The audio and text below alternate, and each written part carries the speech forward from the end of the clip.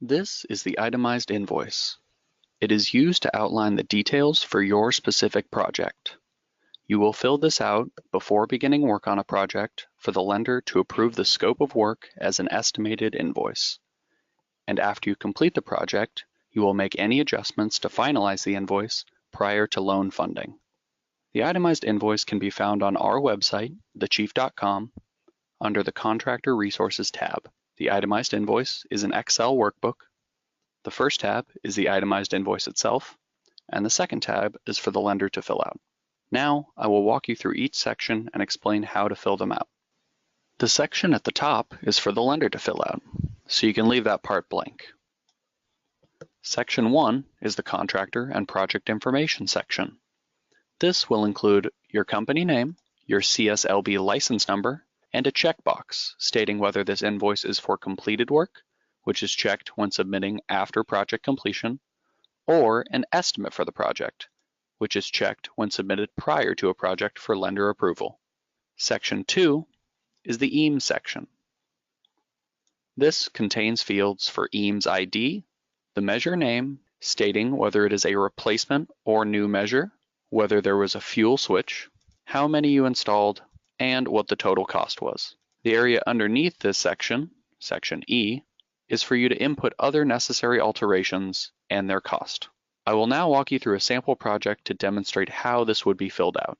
To fill out the EAMS section, in addition to the itemized invoice, you will also need the EAMS list, which is available on our website, thechief.com. For that, you go to For Contractors, and on the drop-down menu, select Eligible Measures. For the EAMS list, you can use it one of two ways. You can either download the EAMS list as a PDF using this button right here, or you can use this embedded list. I'm going to show you how to use the embedded list.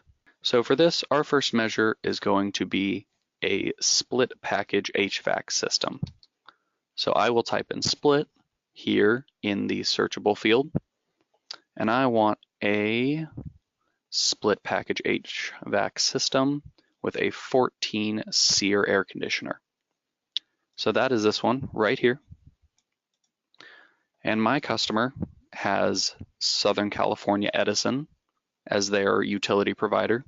So I will need to take this EAMS ID right here, and I will remember it and put it in right here. 42935. And for this, it's going to a split package HVAC with a SEER 14 air conditioner. I'm going to indicate that this was a replacement measure, it was not new, and that there was no fuel switch. For the quantity installed, I installed one, and the total cost for this was $10,000. Okay, I have finished putting in all of the measures, all of the EAMS that were included in this project. Now we will scroll down to the Other Alteration section. These are anything that was required to install any of the measures listed above that were necessary to the project. So for this, we have wall repair that was associated with one of the EAMS above, repair to the electrical service box, permits that needed to be pulled in order to complete the project, as well as a safety test that was triggered by installing the measures listed above. Be sure to check the certificate of completion to verify whether or not your project requires a safety test. I have also input the cost of all these other necessary alterations. Section 3 is for distributed generation.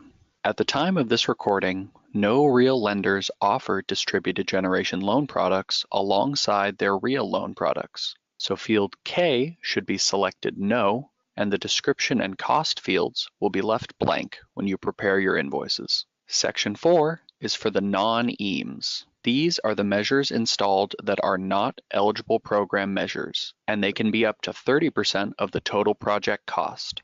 You will include a short description of the measures, the cost of the measures, and indicate whether or not they added square footage to the property. For our sample project, we installed water efficient landscaping, smart LED lighting, as well as a smart oven. These all totaled $6,800.